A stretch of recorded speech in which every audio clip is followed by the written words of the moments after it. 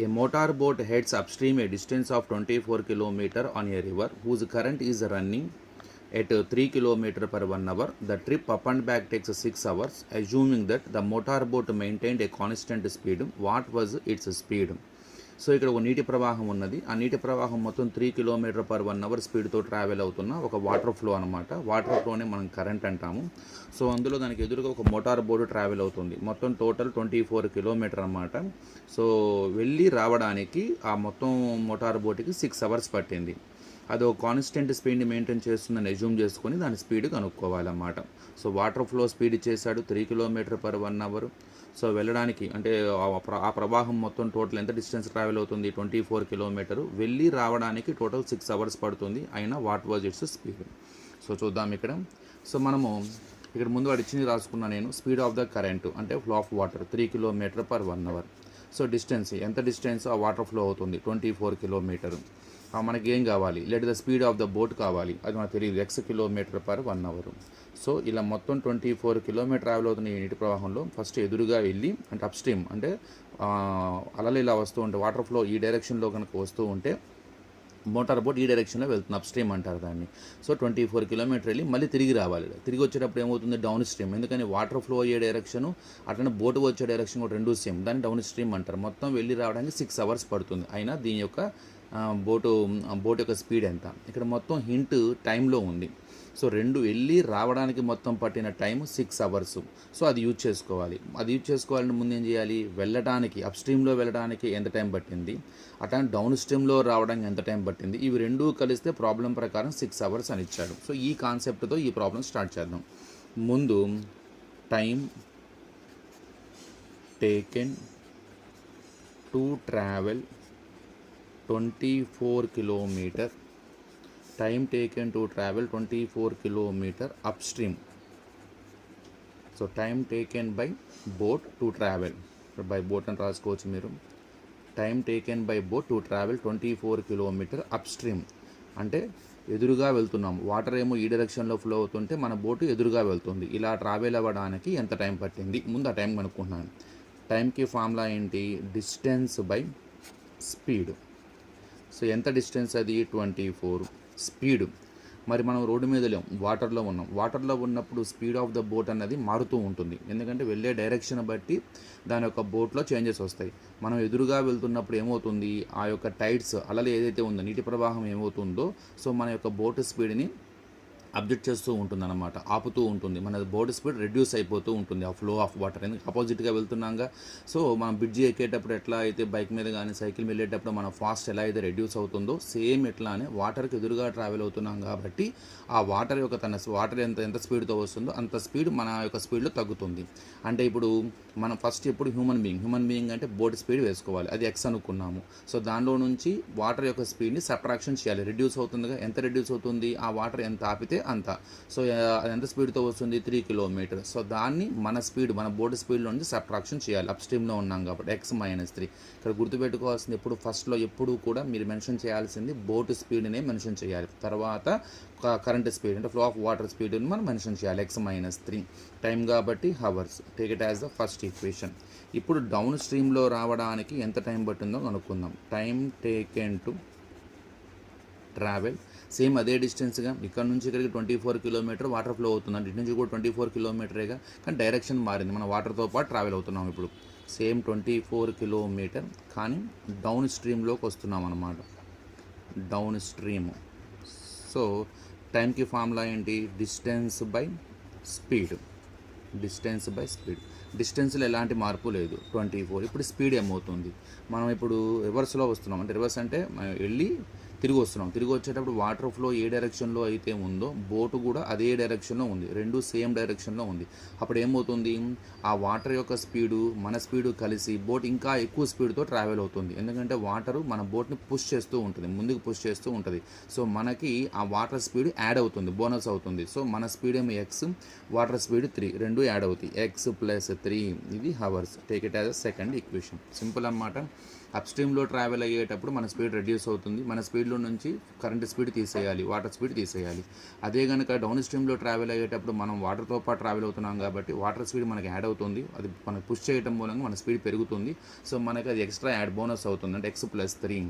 So మొత్తం మీద వెళ్ళడానికి అప్ స్ట్రీమ్లో వెళ్ళడానికి పట్టిన టైం 24/x-3, తిరిగి రావడానికి డౌన్ స్ట్రీమ్లో ట్రావెల్ అవ్వడానికి పట్టిన టైం 24/x+3. కానీ ప్రాబ్లం ప్రకారము the trip up and back, so total trip, the trip up and back takes 6 hours అని ఇచ్చేసాడు. అంటే అప్ అండ్ బ్యాక్ అంటే అప్ స్ట్రీమ్లో వెళ్ళింది, మళ్ళీ డౌన్ స్ట్రీమ్లో వచ్చింది, తిరిగి ఇలా వెళ్ళి ఇలా వచ్చింది, రెండూ కలిసి 6 hours. వెళ్ళడానికి పట్టిన టైం ఎంత మనకి 24/x-3 ప్లస్ రావడానికి పట్టిన టైం ఎంత 24/x+3 is equal to total ఎంత 6 hours. దీన్ని సాల్వ్ చేస్తే మనకి x వాల్యూ వస్తుంది. ముందు ఎల్సిఎం చేద్దాం. Product of denominators is the LCM x-3 into x+3. So product of denominators multiply చేయడం మూలంగా ఎల్సిఎం వచ్చింది కాబట్టి shortcut LCM cross multiplication. 24/x+3 plus 24/x-3 is equal to 6. లోపలికి మల్టిప్లై చేయండి. 24 into X 24x, 24 3s are 72. ఇక్కడ కూడా 24 into X 24x, 24 3s are 72 by x-3 into x+3 a-b into a+b, a² minus b². ఈ రెండు multiply చేసేటప్పుడు రెండు బ్రాకెట్స్లోని x ఉంది, రెండు బ్రాకెట్స్లో 3 ఉంది, సేమ్ టర్మ్సే ఉన్నాయి, అంటే a-b ఇంటూ a+b ఫార్ములా వాడచ్చు. a-b into a+b is equal to a² minus b². ఆ ఫార్ములా ప్రకారం దీన్ని a అంటే x², b అంటే 3² ఈజ్ ఈక్వల్ టు 6. న్యూమరేటర్లో +72 -72 క్యాన్సిల్, 72 - 72 0 అయిపోతుంది. 24x plus 24x 48x by x² minus 3² అంటే 9 ఈజ్ ఈక్వల్ టు 6. సో దీన్ని మనం సింప్లిఫై చేయాలి ఇప్పుడు. 48x by x² minus 9 is equal to 6. So cross multiplication చేద్దాం ఇక్కడ. అంటే 6 into x² minus 9 is equal to 48x. So cross multiplication చేయబోతున్నాను నేను. 6 ఇంటూ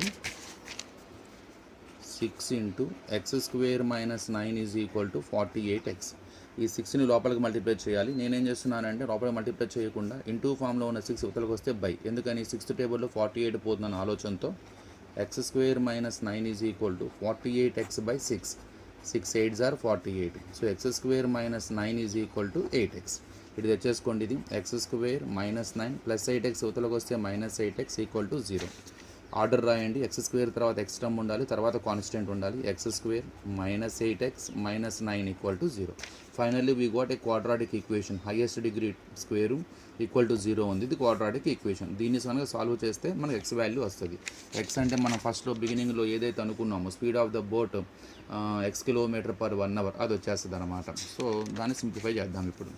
దీన్ని సాల్వ్ చేయడానికి ఫ్యాక్టరైజేషన్ మెథడ్ కానీ లేదు -b + or -√b² - 4ac/2a ఈ ఫార్ములా సహాయంతో కానీ ఏదో ఒక పద్ధతి చేయాలి. నేను ఇక్కడ ఫ్యాక్టరైజేషన్ చేస్తాను చూడండి.